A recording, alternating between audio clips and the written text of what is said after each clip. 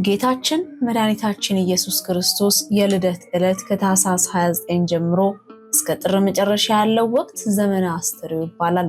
አስተርዮ ማለት መገለጥ ማለት ነው። የሰው ልጅ አእምሮ ሊረዳው በሚችለው መጠን የተገለጠው ደግሞ እግዚአብሔር ነው። ከአዳም ጀምሮ እስከ ኖህ ከዚያም እስከ አብርሃምና ቀጥሎ እስከ ኖሩት አበው ድረስ እግዚአብሔር በተለያየ መንገድ ተገልጧል። ይህ በቂ ባልሆነም ጊዜ በሙሴ አማካኝነት ሕገ ኦሪትን በመስጠት ለእስራኤል ዘሥጋ በተረዳ መንገድ ተገልጧል።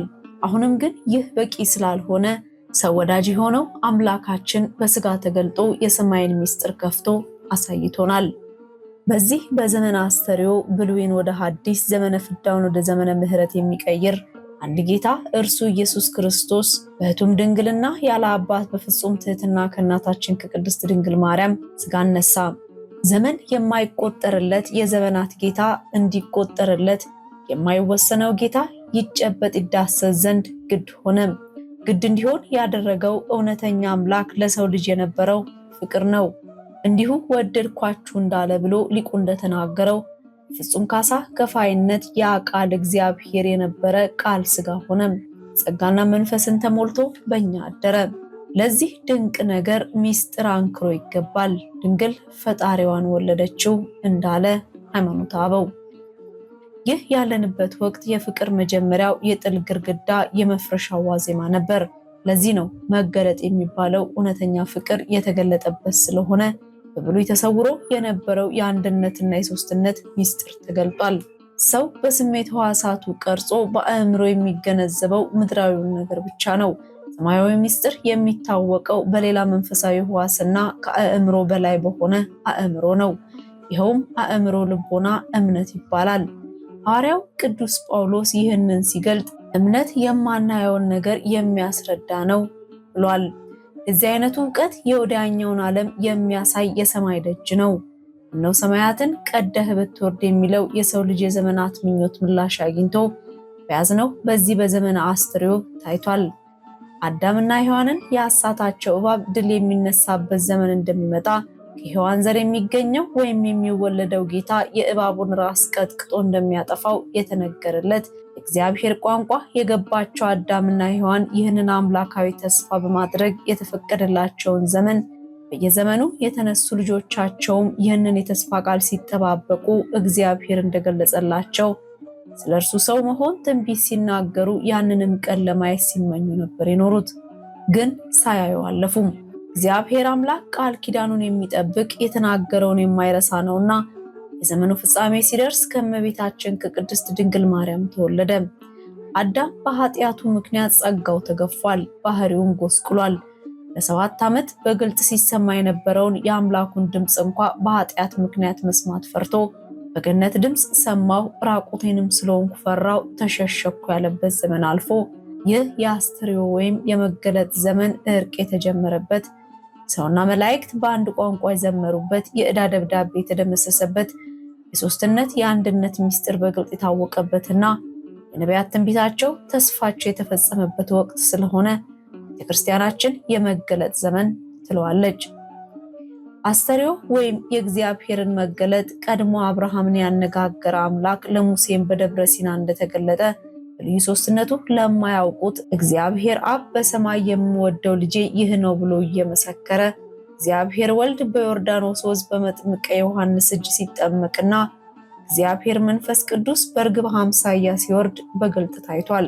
ጌታችን መድኃኒታችን ኢየሱስ ክርስቶስ ሰው ሆኖ 33 ዓመት ከ3 ወር በዚህ ዓለም ኖሮ ስራ ከሰራባቸው ዕለታት ከፍተኛ ምስጢር የተገለጠበት ዕለት አንዱና ዋነኛው የጥምቀት ዕለት ነው። በሌላ በኩል ዘመነ አስተርዮ ሲነሳ በጥር 21 የሚከበረው አስተርዮ ማርያምን ማንሳት ተገቢ ነው። ይህ ቀን እመቤታችን ቅድስት ድንግል ማርያም በምድር ላይ የኖረችባቸውን 64 ዓመታት ኖራ ያረፈችበት ዕለት ነው። እንግዲህ ልጆቹ በስጋና በደም ስለሚካፈሉ እርሱ ደግሞ በሞት ላይ ስልጣን ያለውን በሞት እንዲሽር በሕይወታቸው ሁሉ ስለ ሞት ፍርሃት በባርነት ይታሰሩ የነበሩትን ሁሉ ነፃ እንዲያወጣ በስጋና በደም እንዲሁ ተካፈለ። የአብርሃምን ዘር ይዟል እንጂ የያዘው የመላእክትን አይደለም እንዳለ የእመቤታችን ቅድስት ድንግል ማርያም ዕረፍት በራሱ የአዳም ዘር መሆኗን አስረግጦ ነግሮናል። እመቤታችን በእግዚአብሔር ፍቃድ ብታርፍም ስጋዋ በምድር አልቀረም፣ እንደ ልጇ አርጋለችና። ቅዱስ ያሬድ እንዳለው ጌታችን በፍርዱ አድሎ የሌለበት መሆኑ ይታወቅ ዘንድ እመቤታችን በጥር 21 ቀን አረፈች። ስጋ የለበሰ ሁሉ በለበሰው ስጋ ሞትን ይቀምስ ዘንድ የግድ ነውና ትንሣኤ በቃል መነገሩ በአንደበት መዘከሩ ለአምላካችን ለልዑል እግዚአብሔር ምስጋና ይግባውና ከሞት ወጥመድ በላይ እንኳ የሆነ ሌላ ኃይል አለ። ይኸውም ሞት ፈጽሞ ሊያሸንፈውና ሊገዳደረው የማይችል እግዚአብሔር መለኮታዊ ኃይል ነው። በሰይጣን ዘንድ ያለው የሞት ኃይል ነው። ያው እግዚአብሔር የሕያዋን አምላክ ነውና ሞት ሊያሸንፈው ሊደርስበትም የማይችለውን ሕይወት ይሰጣል። ይህንን እግዚአብሔር የሚሰጠውን ሕይወትን ሰይጣን በእጁ ሊነካው ከቶንም አልተቻለውም። እግዚአብሔር ለሙታን ሕይወትን ይሰጣል። የሞትና የሕይወት ባለቤት ነው። ከሞት ስልጣንና ኃይል በላይ የሆነው ይኸው የእግዚአብሔር መለኮታዊ ስልጣን ድንግል ማርያምን ሥጋ መልካምም ሆነ ክፉ ለሰሩ ሰዎች ዋጋ ይከፍል ዘንድ ለፍርድ እስከሚመጣበት ጊዜ ድረስ በመቃብር ውስጥ ተጠብቆ እንዲቆይ እርሱና በስብሶ በምድር ላይ እንዲቀር አላደረገም። ከሞቷ ተከትሎ እንድታርግ አደረገ እንጂ። ቅዱስ ዳዊት የእግዚአብሔር ማኅፀንሽን ከተማ አድርጎ 9 ወር ከ5 ቀን ይኖረብሽ ሆይ ስለ አንቺ የተነገረው የተደረገው ነገር እጹብ ድንቅ ነው እንዳለ እመቤታችን ቅድስት ድንግል ማርያም የአምላክ እናት ሆና ማረፏ ይደንቃል። ታላቁ የቤተ ክርስቲያናችን አባት ቅዱስ ያሬድ ሞቷ የሚያስደንቅ መሆኑን ሞት ለማናቸውም ሰው ሁሉ የተገባ ነው፣ የማርያም ሞት ግን ሁሉን ያስደንቃል በማለት ገልጾታል። የእመቤታችን የቅድስት ድንግል ማርያምን ሞትና ትንሣኤ በነገረ ማርያም አበው እንደሚያስረዱት ዕረፍቷ በጥር 21 እሑድ ነው።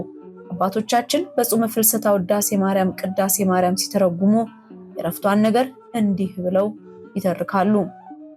የዕረፍቷስ ነገር እንደምንድን ነው ቢሉ 64 ዓመት በዚህ ዓለም ኖራ ጥር 21 ቀን በእሁድ ቀን ጌታ እልፍ አእላፋት መላእክቱን አስከትሎ መጥቶ እናቴ ሆይ ከዚህ ዓለም ድካም ላሳርፍሽ መጣሁ አላት። ልጄ ሰማይና ምድር የማይወስኑ 9 ወር ከ5 ቀን በማህፀን ተሸክሜ በድንግልና ወልጄ እሞታለሁን አለችው። በሲኦል የሚሰቃዩ ነፍሳትን አሳይቶ እናቴ ሆይ ሞትሽ ለነዚህ ቤዛ ይሆንላቸዋል አላት። እነኚህን ከማርክልኝስ ይሁን አለችው። ቅድስት ስጋዋን ከቅዱስ ነፍሷ ለይቶ በዝማሬ መላእክት አሳረጋት። ደቀ መዛሙርቱም ከያሉበት በደመና ጠቅሶ ካለችበት አድርሶ እመቤታችሁን ስጋዋን በክብር አሳርፏላቸው። ሐዋርያት በአጎበር አድርገው ወደ ጌቴሴማኒ ይዘው ሲሄዱ አይሁድ ቀድሞ ልጇ ተነሳ አረገ እያሉ ሲያውኩን ይኖራሉ። አሁን ደግሞ እሷን ተነሳች አረገች እያሉ ሊያውኩን አይደለምን? በእሳት እናቃጥላት ብለው ተነሱ። ታውፋንያ የሚባል አይሁዳዊ ተራምዶ አጎበሩን ጨበጠው። መልአክ መጥቶ በሰይፍ 2 እጁን ቀጣው። ከአጎበሩ ተንጠልጥሎ ቀረ። በድያለው ማሪኝ ብሎ ቢማጸናት እጁ ተመልሶለታል። ከዚህ በኋላ ዮሐንስን ጨምሮ በደመና ነጥቆ ከገነት አግብቶ ከዕፀ ሕይወት ስራ ኖራት። ቅዱስ ዮሐንስን እንደምን ሆነች አሉት። ከገነት ከዕፀ ሕይወት ስራ አለች አላቸው። ቅዱስ ዮሐንስ አይቶ እኛ ሳናይ ብለው በነሐሴ መባቻ ጾም ጀመሩ። 2 ሱባኤ ሲፈጸምም እሁድ አምጥቶ ሰጥቷቸው ቀብረዋታል። 3ኛው ቀን ማክሰኞ እንደ ልጇ ተነስታለች። ቅዱስ ቶማስ አልነበረም።